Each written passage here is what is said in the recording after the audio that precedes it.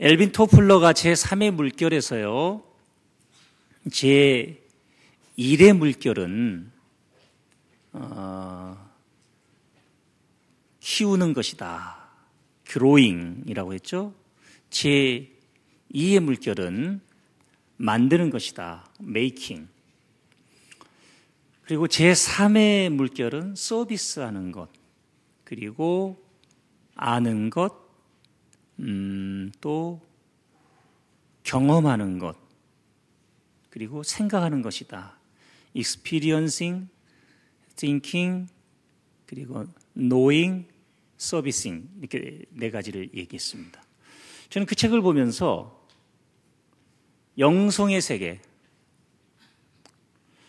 목회도 제3의 물결의 시대가 오지 않았는가?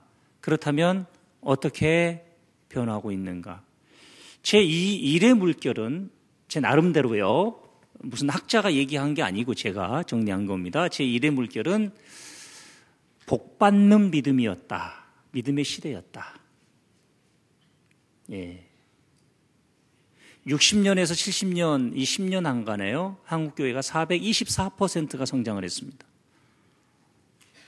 별로 감동도 없으시고, 42%도 아니고 424%가 성장했습니다. 그러면, 이 놀랄 일이죠. 물론 지금은 마이너스 성장입니다. 그런데요, 제1의 물결이 복받는 믿음, 70년을 지나면서 제2의 물결이 긍정적인 믿음의 물결이 아니었나. 그렇다면 한국교회는, 우리 영성의 물결은 제3의 물결 시대에 접어들었을까, 접어들지 못했을까? 제3의 물결은 과연 우리에게 어떤 영향력을 끼치고 있고 어떻게 정리하고 있는가? 진지하게 생각을 좀 해봐야 될 것 같습니다. 목회자로서 제일 사실은 하고 싶은 설교가 로마서입니다. 이제 로고스교에서 목회를 하면서 출애굽기, 사사기, 창세기, 비유 강해, 치유 설교, 마태복음 강해 다 해봤는데요. 아직 손을 못 댄 게 로마서입니다. 이제 준비하고 있어요. 안식년 가서도 책을 한 권 쓰고 또 로마서를 집중적으로 연구한다고 해도 아직도 자신이 없고요. 그래서 조금 더 연구를 하고, 그러면서 새해를 맞이해서 어떤 강의를 시작해야 될까 계속 기도하고 구했습니다. 로마서, 에베소서, 빌립보서를 놓고 로마서로 들어가기 전에 에베소서나 빌립보서 중에 하나를 가지고 시작을 해야 되겠다. 그리고 준비하면서 들어가기 전에 정말 이 영성의 신앙의 제3의 물결에 관해서 꼭 한번 다루고 넘어가야 되겠다라고 생각하면서 에베소서 본문을 보게 되었습니다. 오늘 우리가 함께 봤던 에베소서는 에베소서의 한 허리입니다. 가장 강력한 주제이기도 하고 기둥이기도 하죠. 그 내용을 좀 이렇게 보시면 먼저 구도를 뜯어보겠습니다. 첫 번째 간구, 이것이 사도 바울의 기도인데요. 첫 번째 간구가 16절부터 17절, 두 번째 간구가 18절부터 19절 상반절까지고, 세 번째 간구가 19절, 네 번째 간구가 송영, 네 번째, 이렇게 네 개의 구조로 되어 있습니다. 오늘은 이 두 번째 간구를 먼저 보고, 두 번째 간구의 내용에 대해서 먼저 보고 첫 번째 간구로 올라가면서 말씀을 받도록 하겠습니다. 첫 번째 간구를 먼저 보겠습니다. 16절, 17절을 보시면, 그의 영광의 풍성함을 따라 성령으로 말미암아 너희의 속사람을 능력으로 강건하게 하시오며, 속사람을 능력으로 강건하게 하시오며에다 밑줄을 좀 그어 놓으시고요. 이 속사람을 능력으로 강건하게 하시는데, 그렇게 되면, 속사람이 강건해지면 믿음으로 말미암아 그리스도께서 너희 마음에 계시게 하옵시고, 자, 너희가 사랑 가운데서 뿌리가 박히고 터가 굳어지는데, 두 번째 강구로 가시면 그리스도의 사랑을 알고 18절, 그 너비와 길이와 높이와 깊이가 어떠함을 깨달아. 여기서 18절에서 알고와 깨달아, 하나님의 모든 충만하신 것으로 너에게 충만하게 하시기를 구하노라. 충만하게 하심. 우리 성서의 핵심 명사는 사랑입니다. 사랑.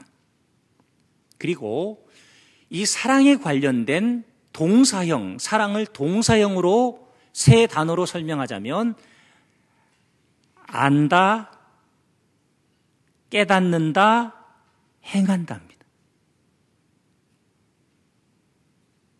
여기에다가 믿음을 알아야 된다, 깨달아야 된다, 행해야 한다. 소망을 알아야 한다, 깨달아야 한다, 행해야 한다.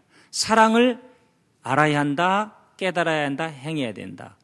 그런데 성서가 말하는 안다는 것은 엘빈 토플러가 얘기했던 아는 것, 제3의 물결, 아는 것과는 차원이 조금 다릅니다. 그것은 엘빈 토플러가 얘기하는 3의 물결은 지성, 지식을 얘기했다면 성서는 경험을, 예수님을 경험하는 것, 그러니까 아는 것과 경험하는 것 두 가지를 내포하고 있습니다. 자, 그러면 무엇을 알아야 하느냐? 사랑의 너비, 개역 성경은 넓이로 되어 있고 개역 개정판은 너비로 되어 있는데요. 사랑의 너비, 사랑의 길이, 사랑의 높이, 사랑의 깊이라고 성서는 말씀하고 있습니다. 이것을 어떻게 표현할 수 있냐면 이렇게 봅니다. 결국 우리가 사랑을 알고 경험하고 깨닫고 가슴으로 내려와서 무슨 이유 때문에 우리를 사랑하셨는지를 깨닫고 행하는 것. 이 행함이 있어야 충만해지는 거고 풍성해지는 것이라고 요한복음 10장 10절은 내가 온 것은 양으로 생명을 얻게 하고 더 풍성히 얻게 하려 함이라.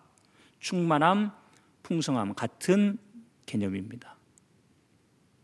그런데 과연 사랑에 관한 이야기를 하면서 사랑의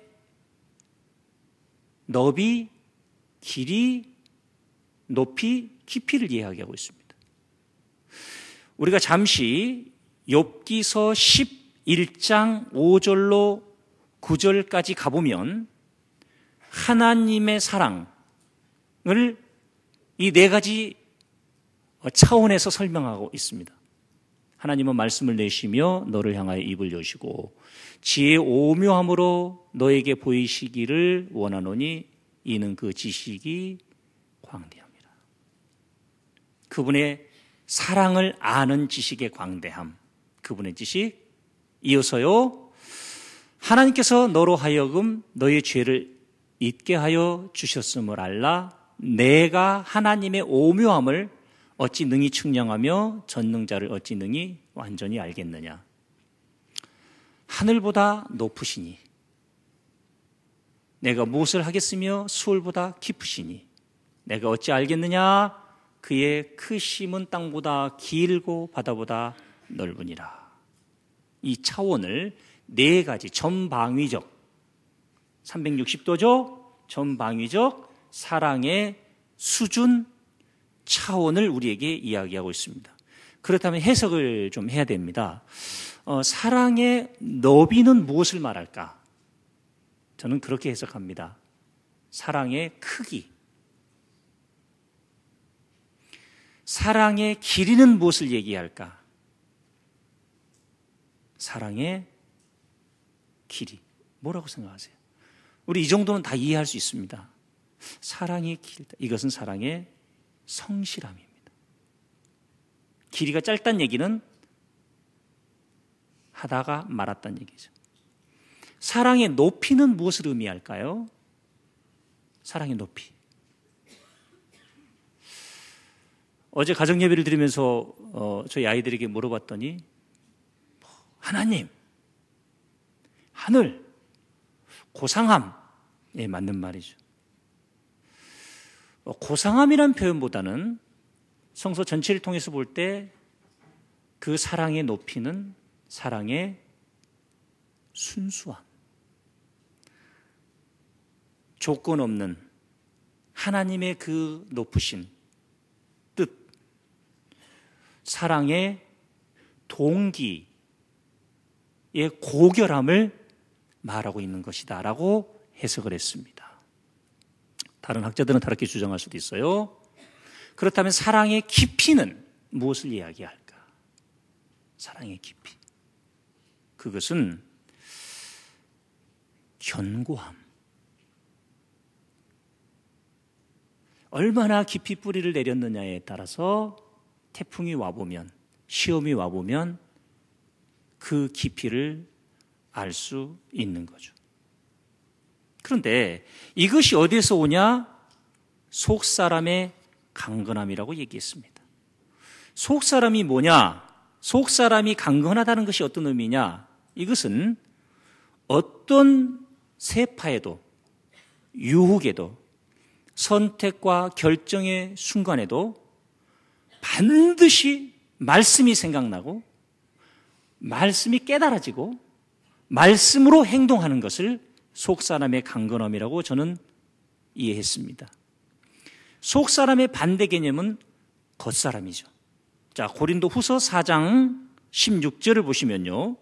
그러므로 우리가 낙심하지 아니하노니 우리의 겉사람은 낡아지나 우리의 속사람은 날로 새로워지도다. 사도 바울은 속사람에 반대되는 개념으로 겉사람을 이야기했고요. 로마서 7장 21절로 24절을 보시면요. 그러므로 내가 한 법을 깨달았노니 그 선을 행하기 원하는 나에게 악이 함께 있는 것이로다. 여기서부터 함께 읽겠습니다. 내 속사람으로는 하나님의 법을 즐거워하되 내 지체 속에서 한 다른 법이 내 마음의 법과 싸워 내 지체 속에 있는 죄의 법으로 나를 사로잡는 것을 보는도다. 오라 나는 공고한 사람이로다. 이 사망의 몸에서 누가 나를 건져내랴. 아멘. 여기서 한 가지 헬레니즘의 학파 철학자인 플라톤이나 실로는 겉사람과 속사람에 관한 이해를 존재론적의 차이로 봤습니다. 사도 바울의 신학은 동일한 존재 안에 다른 역할로 이해를 한다고 이해를 해주시면 좋을 것 같습니다. 기능이 동일한 사람 안에 말씀에 온전히 순종하고 말씀에 붙들림 받기를 원하는 사람과 그렇지 않은 겉사람이 한 사람 안에 존재하고 있다라고 보는 것이 바울의 신학의 근거에서 이해하는 데도 도움이 될 겁니다. 그렇다면 우리는 어떻게 속사람이 강건해질 수 있을까? 가장 먼저는요, 발견을 해야 합니다. 무엇을 발견해야 하냐면요, 나의 속사람, 이 사랑의 네 가지 차원 중에 가장 결여되어 있는 부분은 무엇인지 이걸 먼저 찾아야 합니다. 제가 이 말씀을 준비하면서 끊임없이 저의 속사람에 대해서 들여다봤습니다. 네 가지 차원이 다 부족하고 때에 따라서 계속해서 이 네 가지 차원이 강건해지는 과정 속에 꼭 시험이 있었더라고요. 그러면 무엇이 가장 먼저 시험을 받았는가 생각해 봤더니 첫 번째로 사랑의 깊이가 시험을 받았더라고요. 견고함이 부족해서 막 기분 좋을 때, 특별히 이 기간은 제가 신학대학 입학해서 당진의 상계중앙교회를 개척했을 때 합덕에 그 기간 동안 가장 집중적으로 받았더라고요. 늘 견고함이 부족했어요. 예. 또 로고스 교회를 개척했을 때는 사랑의 이 높이, 고결함, 동기, 순수함이 시험을 받았더라고요. 시험 받았다는 얘기는 부족했다는 얘기죠. 이게 사명으로 이해를 해야 되고 주의 영광을 구하는 목회를 해야 되는데 이 부응이 안 되니까요. 왔던 사람도 소개받아서 온 분도 이 핑계 저 핑계 대고 떠나가니까, 초라한 개척교회 때. 그러니까 사명은 둘째치고 생계가 걱정이 되는 거예요. 그리고 이렇게 전도를 하러 다니는데 강남에 있는 교회를 다니고 이런 분들 보면 속으로 뭐하러 저렇게 멀리 다니나. 가까운 교회도 없고 또 이런 생각도 드는 거예요. 예. 그런데 우리 성도가 이사 가서 교회를 옮기겠다 그러면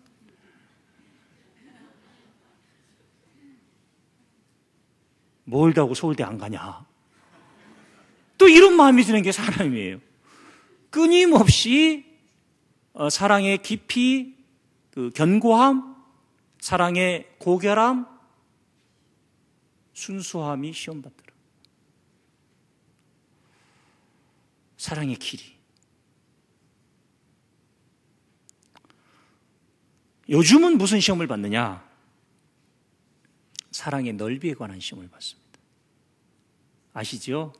자수성 간 사람과 개척교회 목사의 공통점, 쫀쫀하다는 겁니다.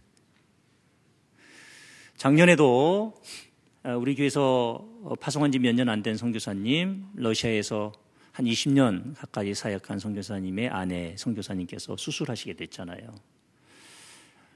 위를 100% 절제하고 식도와 장을 연결하게 되면 어떻게 되겠습니까?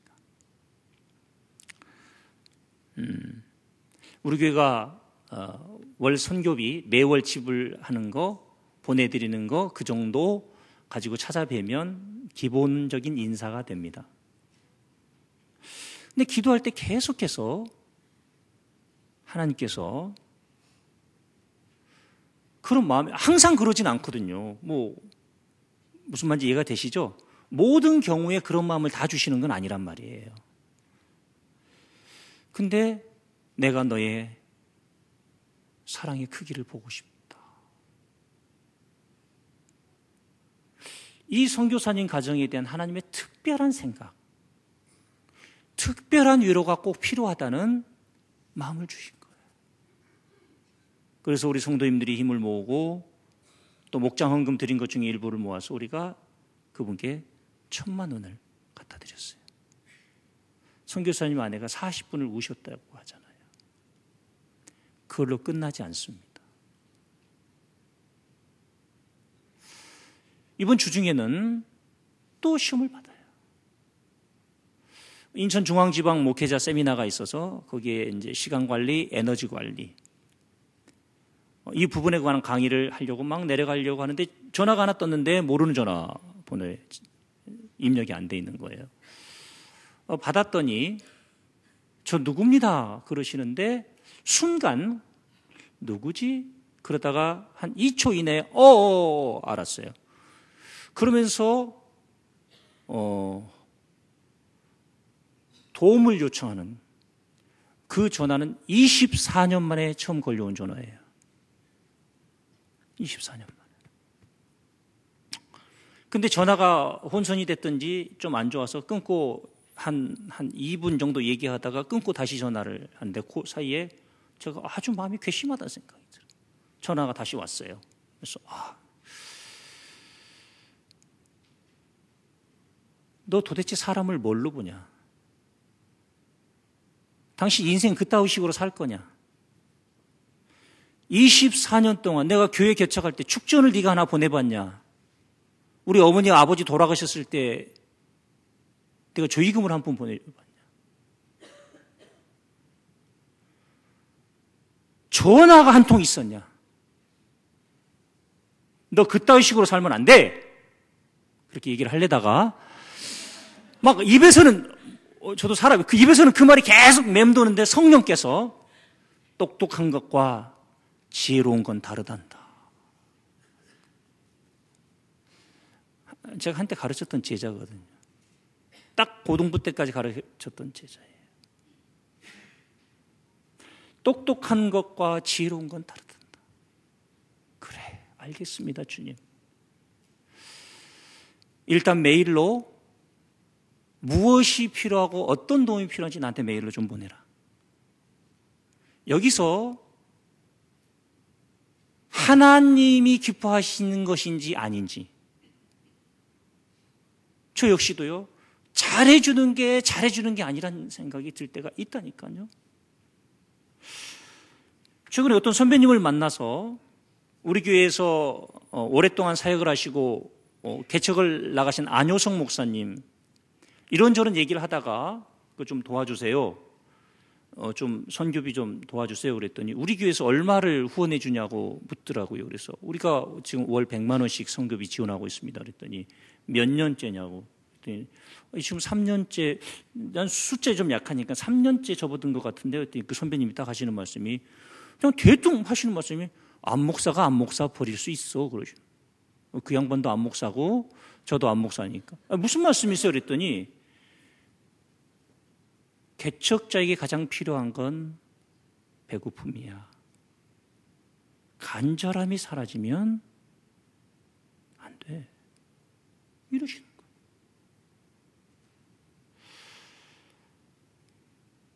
사랑에 관해서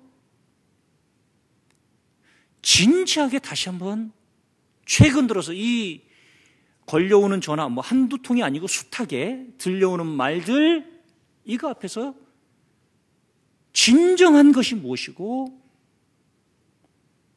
넓이와 길이와 높이와 깊이에 관해서 혼란스럽고, 이거보다 더 어려운 숙제가 없다는 생각이 드는 거예요.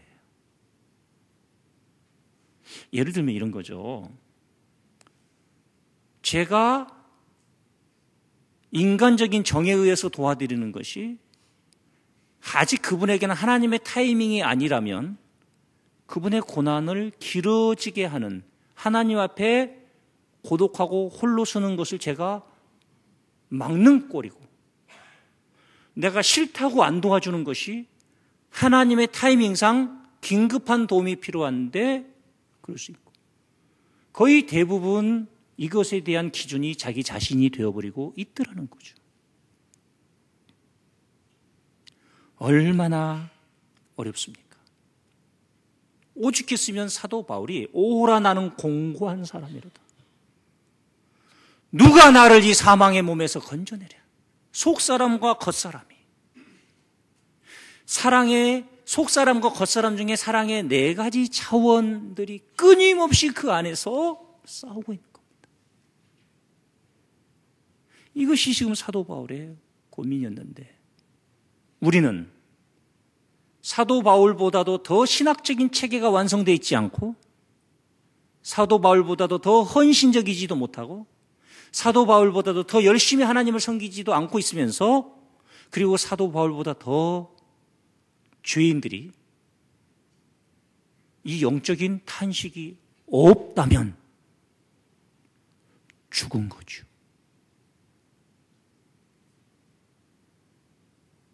그렇지 않을까요?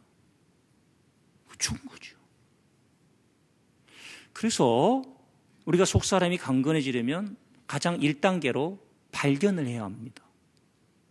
내가 얼마나 겉사람과 속사람 사이에서 곤고한 삶을 살고 있는지, 사랑의 너비와 길이와 높이와 깊이에서 어디에 문제가 있는지.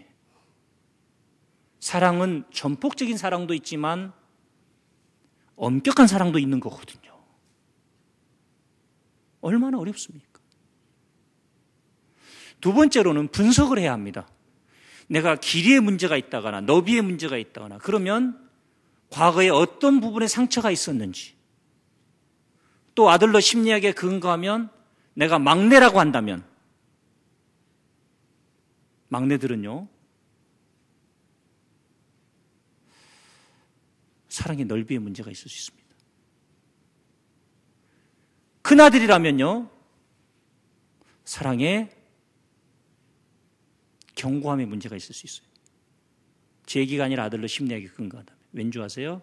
큰아들은요 가정을 책임져야 한다는 생각 때문에 조금 둘째 아들보다 약간 여린 면, 막내는 자기밖에 모르는 넓이의 문제. 둘째가 있다면 둘째는요 사랑의 높이의 문제가 있을 수 있어요. 이쪽 저쪽 눈치 보면서 이것 뺏고 저것 뺏어야 되니까. 네, 제가 둘째입니다. 분석을 해야 돼요. 그리고 성서를 통해서 볼 때, 자, 오늘 첫 번째 강구 이전에 14절, 15절을 우리가 함께 읽지 않았는데요. 보시죠. 같이 에베소서 3장 14절, 15절을 읽겠습니다. 이러므로 내가 하늘과 땅에 있는 각 족속에게 이름을 주신 아버지 앞에 무릎을 꿇고 비노니, 기도입니다. 무슨 얘기냐면 사도 바울은 에베소 성도들이 이 전폭적인 사랑의 너비, 길이, 높이, 깊이를 위해서 기도하고 있습니다. 속 사람이 강건해지기를 기도하고 있습니다. 또 기도냐고? 목사님 또 기도 얘기하십니까? 기도하셨어요? 하나님 내게 사랑의 은사를 주십시오라고 기도하셨어요? 너비와 길이와 높이와 깊이를 점검하고 구체적인 기도를 해야 되는 거죠. 또 사랑 얘기세요? 그래요. 사랑이 전부예요.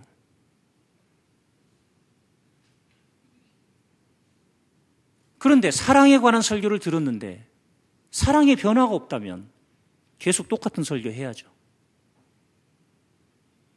어떤 교회 어떤 목사님께서 헌신예배 설교를 하러 가시게 됐는데요. 그 교회 행정실에서 전화가 왔어요. 목사님 성경 본문하고 설교 제목 좀 주세요. 그래서 목사님이 시편 23편 여호와는 나의 목자시니, 그때 그 행정 보시는 분이 설교 제목이 중간에 끊겼잖아. 여호와는 나의 목자시니. 이상하다. 그래서 목사님 여호와는 나의 목자시니 자기가 잘못 들은 줄 알고 그 다음은 뭐예요? 그랬더니 목사님께서 여호와는 나의 목자시니, 그거면 다지 뭐요? 예, 알겠습니다.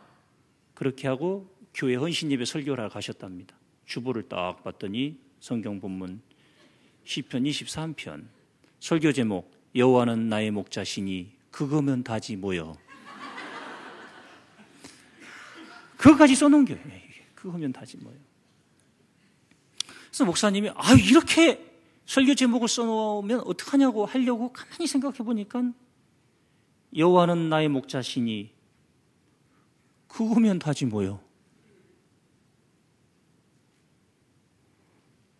하나님은 사랑이시니 그거면 전부지 뭐예요? 자꾸 사랑을 과거 완료형으로 이해하지 마세요. 오늘, 지금 사랑의 너비와 길이와 높이와 깊이 끊임없이 받는 시험 속에서 우린 기도해야 되는 거예요. 또 기도해야 되는 거예요. 또 기도해야 되는 거예요. 더 깊이 있게 기도해야 되는 거예요. 교구장 수련을 1년에 한 번 가는데요. 재미있는 현상이 있습니다.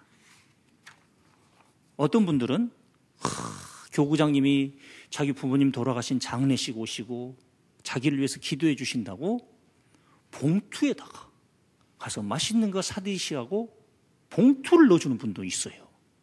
근데 어떤 분은 목사님이 교구장님들하고만 논다고 시험 드는 분도 계세요.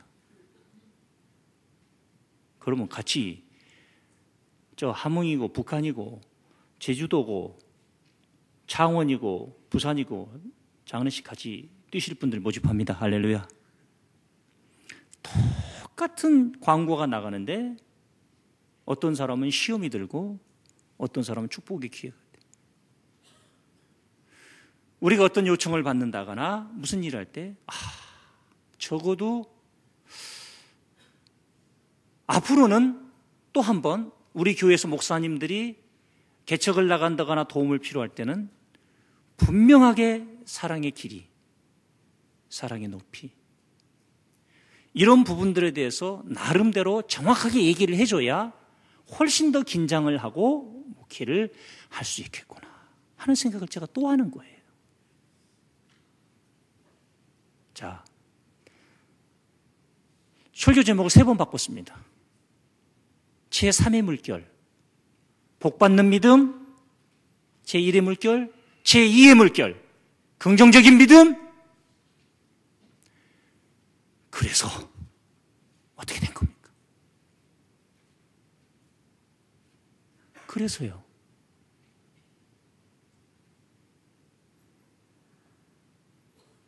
속사람의 강건함.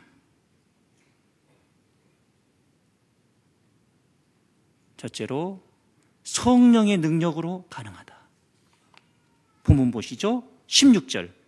그의 영광의 풍성함을 따라 성령으로 말미암아. 끊임없이 성령님을 붙잡아야 돼. 이번 한 주 동안요, 가방을 오른손에 들으면 왼손을 꼭 한번 쥐고 다녀보세요. 우리 교단의 대부흥사 이성봉 목사님은 왼손에 성경, 오른손을 꼭 쥐고 다니셨다고 하잖아요. 왜 그러시냐? 성령님을 놓지 않으려고. 그 존경받는 대부흥사도 잠시라도 인식이 안 되면, 잠시라도 떠나면 헤매니까. 하여튼 이번 한 주 동안은 주먹 쥐고 성령님을 놓지 않겠습니다. 성령을 구해야 된다. 성령으로 말미암아. 두 번째로 17절. 믿음으로 말미암아. 그리스도께서 너희 마음에 계시게 하시고. 믿음입니다. 참, 믿음이니까 쉽죠. 믿으면 되니까. 아니요. 차라리 저는요, 속 사람의 강건함이 한 1억 헌금하고 주어진다면 그게 더 쉽겠어요. 아니면 고양시에 연탄을 한 2만 장 배달하면 속 사람이 강건해진다. 이런 조건이 제시되어 있었으면 훨씬 쉽겠어요. 근데 믿음이래요. 믿음 쉽게 생각하시면 안 됩니다. 성령의 능력을 구해야 하고, 집회를 다녀보면 그래요.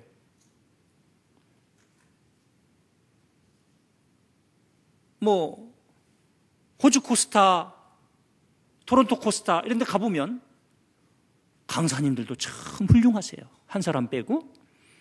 근데 상담을 요청해 온 친구들 보면 은혜 못 받았대. 보편적으로 다 은혜를 받는데 자기만 못 받는 거야. 은혜가 없는 거예요? 믿음이 없는 거예요? 믿음이 없는 거예요.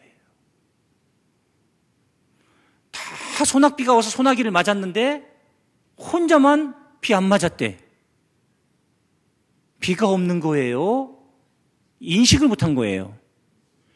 믿음이 없다, 은혜가 없다 하니까 죽을 때까지 없는 거예요. 믿음은 믿음으로 얻습니다. 그렇게 되면은 여기서 믿음으로 말미암아 그리스도께서 너희 마음에 계시다라는 단어를 한번 밑줄을 그어보시고 17절에요. 이 계시다라는 단어가 카토이케오, 합성어인데요. 카타와 오이케오입니다. 오이케오, 혹시 오이코스란 단어를 들어보셨어요? 오이코스.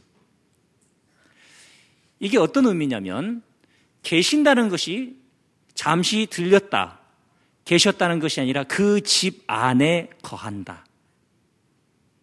카타 오이케오, 오이코스 집, 그 집에 거한다는 강조형입니다. 믿음이 형편없어. 그래서 우리의 사랑의 크기, 얼마만큼의 크기의 압력이 올 때 흔들리는지, 여기저기 쫓아다니는지 우리가 점검을 해봐야 되는 거죠. 저는 복받는 믿음, 긍정적인 믿음이 잘못됐다는 얘기가 아닙니다. 제3의 물결이 제1의 물결이 되었어야만 합니다. 속사람의 강건함.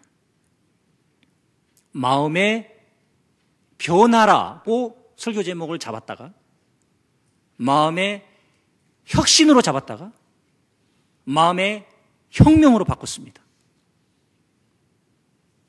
이제는 혁명적인 혁명을 위해서는 먼저 해체해야 됩니다.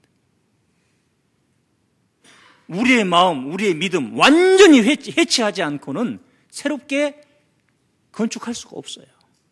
가만히 보세요. 내 사랑, 주님의 몸된 교회를 위한 헌신, 이만하면 됐다라고 생각하신 분들 계시지 않습니까? 혁명이 필요합니다. 어떤 분은 사랑해봐야 손해더라. 혁명이 필요한 분들입니다. 어떤 분은 사랑받기 싫어서 사랑하면서 받기도 싫고 사랑하다 상처받는 것도 싫어서 조용히 살겠다. 그러면 됩니까? 천만의 말씀입니다. 이쯤 이렇게 돼서는 하나님이 우리를 쓰실 수가 없으세요. 본문을 좀 보시죠. 한 번 더 오늘 본문에서 우리에게 무엇을 말씀하셨냐면 무릎을 꿇고 얼마나 간절히 빌고 있냐. 그런데 18절 능히 모든 성도와 함께 지식에 넘치는 그리스도의 사랑을 알고 모든 성도와 함께 경험되어야 되는 것입니다.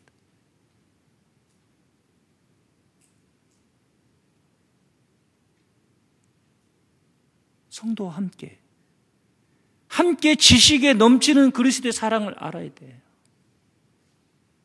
멈추는 분들 있죠. 참으로 기도해야 할 거.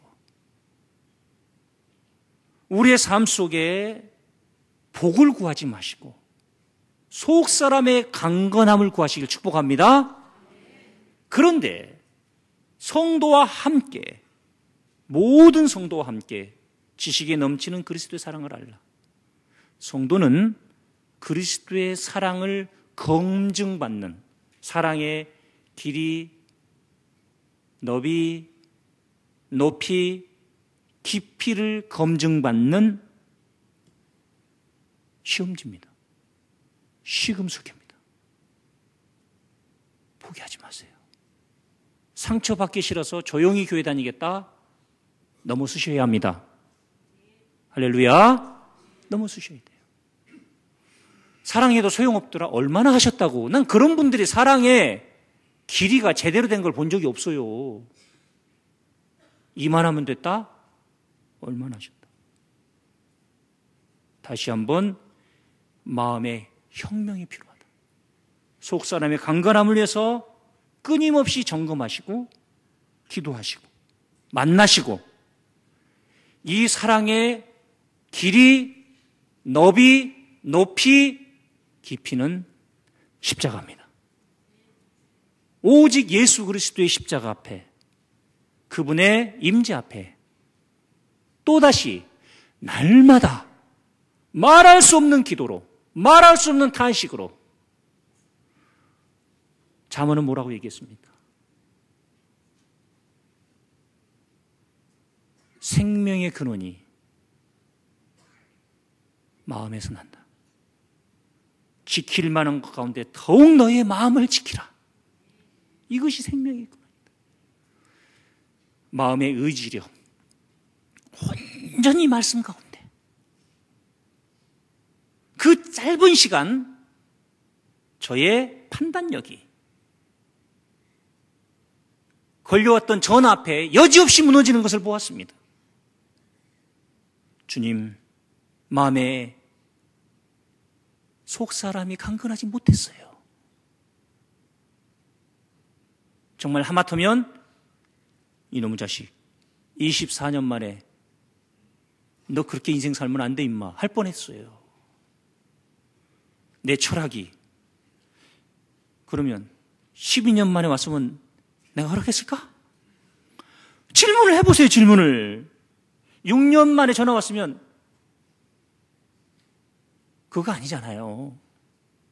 다시 십자가 앞에 다시 주님의 말씀 앞에 우리의 사랑을 점검하시고 올바로 세워지는 놀라운 역사가 나타나시기를 주의 이름으로 축복합니다. 아버지 하나님 은혜와 사랑을 감사합니다. 마음의 혁명 시리즈 설교가 시작됩니다. 몇 주를 몇 달을 해야 할지 알 수 없지만 오늘 말씀을 통해서 우리 성도들의 기도가 추상적인 사랑이 아닌 구체적인 분석과 구체적인 방향으로 알고 깨닫고 경험하는 쪽으로 넘어가기를 원합니다.